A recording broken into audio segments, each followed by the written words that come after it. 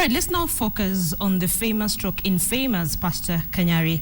And just a day after the Director of Public Prosecutions, Keriako Tobiko, ordered an investigation on embattled preacher Victor Kanyari, Evangelical leaders are set to give their stand on the same matter.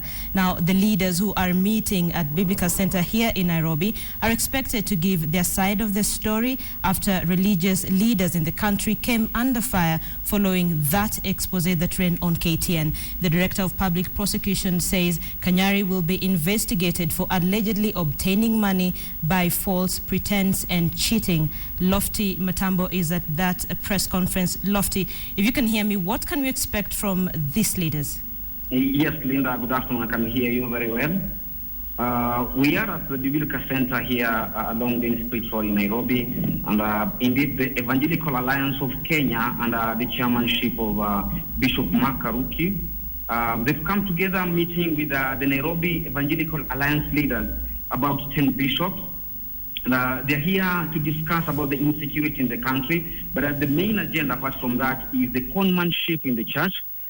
Basically, I've just spoke to Bishop Makaruki, and what he's saying that we're expecting to get a stand from them.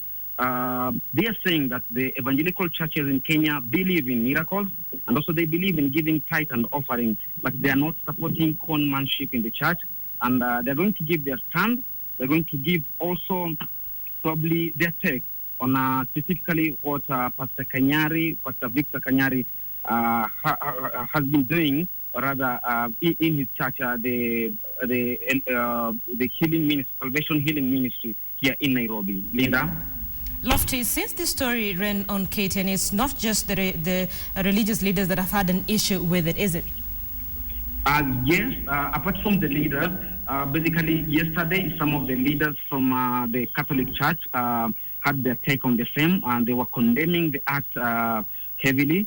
But also the public, since the airing of the story on Tobiko and the inside story, the public at large have been condemning the act by Pastor Victor Kanyari. And out of yesterday's order from Keriako Tobiko, the DPP, actually most of the Kenyans on social media and on various platforms have been giving thumbs up to the order from the DPP. So what they're waiting for is probably the investigation and also the take from the Evangelical Alliance of Kenya, the bishops, to give their take and probably see whether Pastor Victor Kanyari will be prosecuted. Lofty, you've been following this story for a while. Have we heard from Pastor Kanyari as yet?